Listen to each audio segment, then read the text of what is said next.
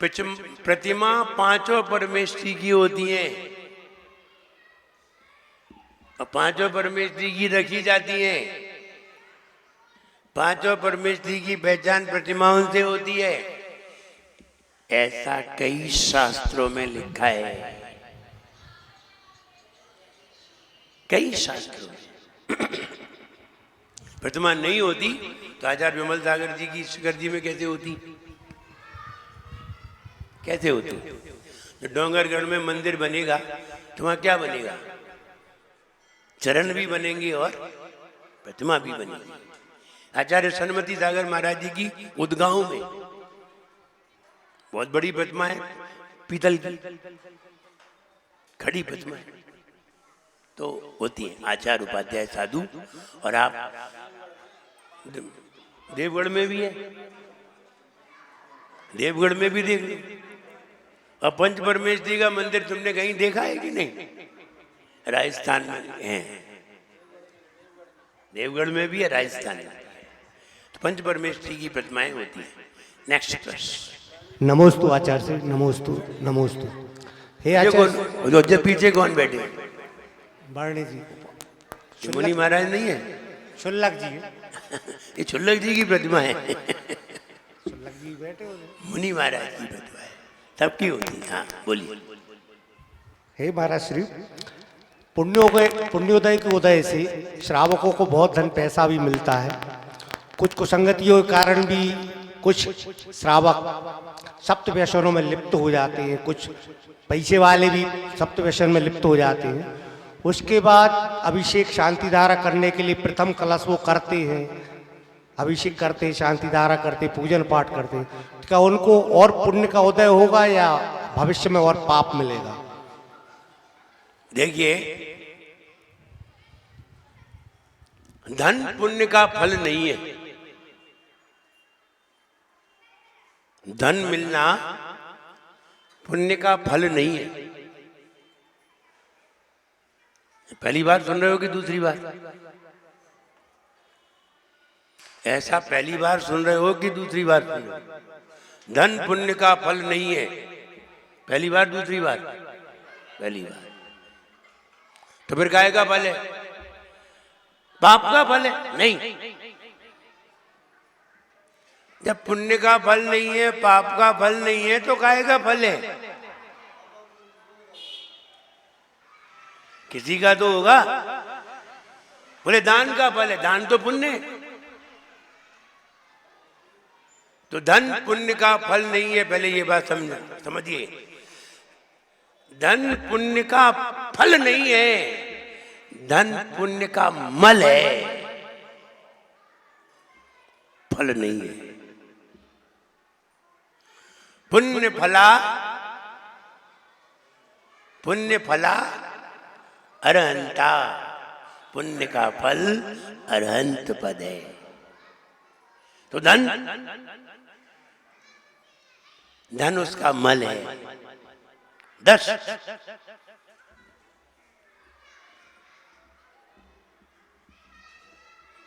आप गेहूं की खेती करते हैं, गेहूं की खेती हुई तो गेहूं की खेती का फल क्या है? खेती का फल क्या है? क्या फल है? खेती करने का फल क्या है? फल बताइए। आप खेती कर रहे हैं, खेती के बदले में क्या चाहते हैं? क्या चाहते हैं? खेती का फल क्या है? अनाज। गेहूं क्या हुआ? फल। और भूसा क्या हुआ? मल। वो भी मिला कि नहीं? वो भी मिला। तो फल भी मिला और मल भी मिला। तो फल अरहंत पद है, मल दुनिया की संपदा है। ये जितना भी धन इकट्ठा हुआ है, ये सब क्या है? मल है, फल नहीं है। फल में आनंद है। अब तुम दूसरी जगह ना जाइए, अभी सिर्फ इसका डिसीजन लीजिए कि फल और मल में क्या अंतर है। हम ये थोड़ी कह रहे हैं, फल और मल का अंतर जानिए। कि फल और मल में क्या है? फल आनंद है, फल आनंद है। गेहूं मिलेगा तो आनंद आएगा, और भूसा मिला तो टेंशन खड़ी हो जाएगी। और गेहूं नहीं मिला, भूसा ही मिला, तो फिर देखो तुम दोबारा खेती नहीं करोगे। बोले भूसे के लिए खेती थोड़ी करते हैं, भूसा तो मिल जाता है। ऐसे ही जैसे कि आप शादी करते हैं तो शादी में पत्नी तो लक्ष्य होता है, बाद में वो सामान मिलता है, वो गिफ्ट में मिलता है साथ।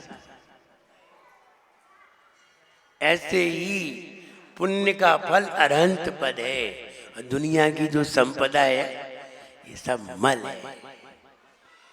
आप प्रश्न कर रहे थे क्या फल मिलता है? जो व्यक्ति भले ही किसी ने पाप से कमाया हो, ऐबी हो, कई ऐब हो उसके अंदर, और यदि वो भगवान का अभिषेक करके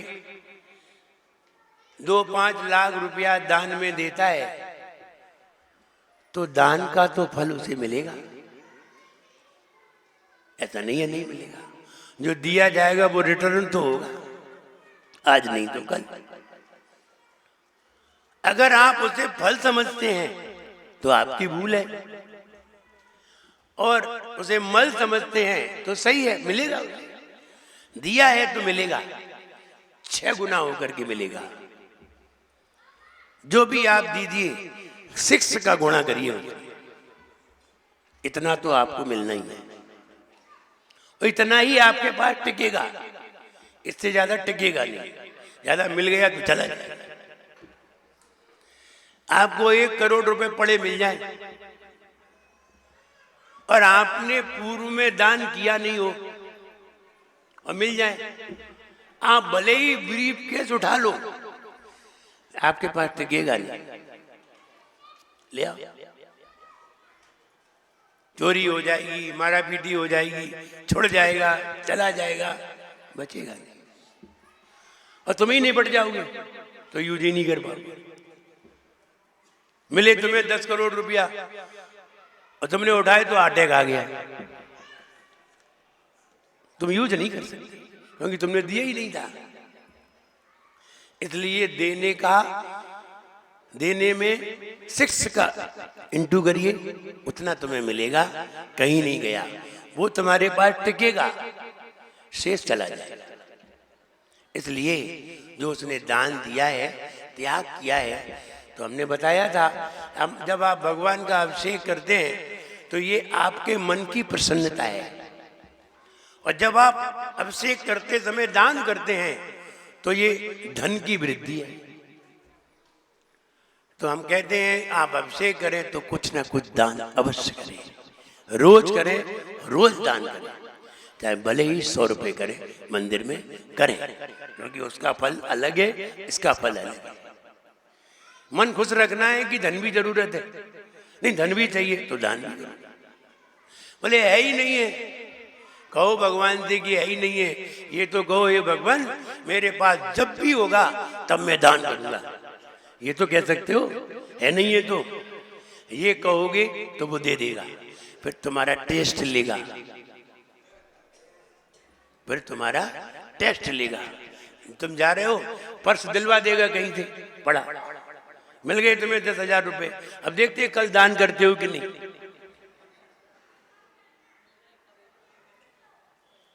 और कल तुमने किए नहीं तो वो देना भी जानता है तो लेना भी जानता है। कल तुम्हें दिला दिया था, कल तुमसे परसों तुम्हारा गिरा देगा, फिर तुम वहीं की वहीं खड़े हो। क्यों खड़े हो? अगर तुमने उसमें से दिया होता तो आगे भी आता, तुम फिर वही मायाचारी करने लगे, भगवान हमारे पास है ही नहीं। बोले हमने कल तो दिलाए थे 10,000 रुपया। बोले वे तो खर्च हो गए। बोले तुम कोई काम के नहीं हो। इसलिए फल तो उसे मिलेगा जितना उसने दिया है उसका 6 गुना मिलना है, और जितना तुम्हें मिला है उसका 6वां भाग दान भी दे देना चाहिए, वरना 6वां हिस्सा मिलेगा नहीं। 6वां भाग देने पर 6वां भाग आता है, 6वां इंटू आता है।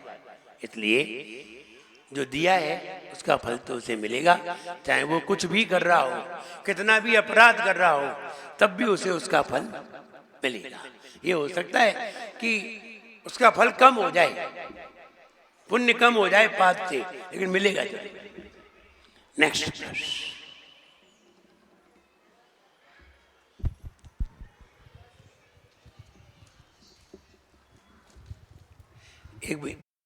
एक बात तो पता चल गई कि धन पुण्य का फल नहीं है। नमोस्तु लोग उसे आचार्य। पुण्य से मानते हैं, नहीं है।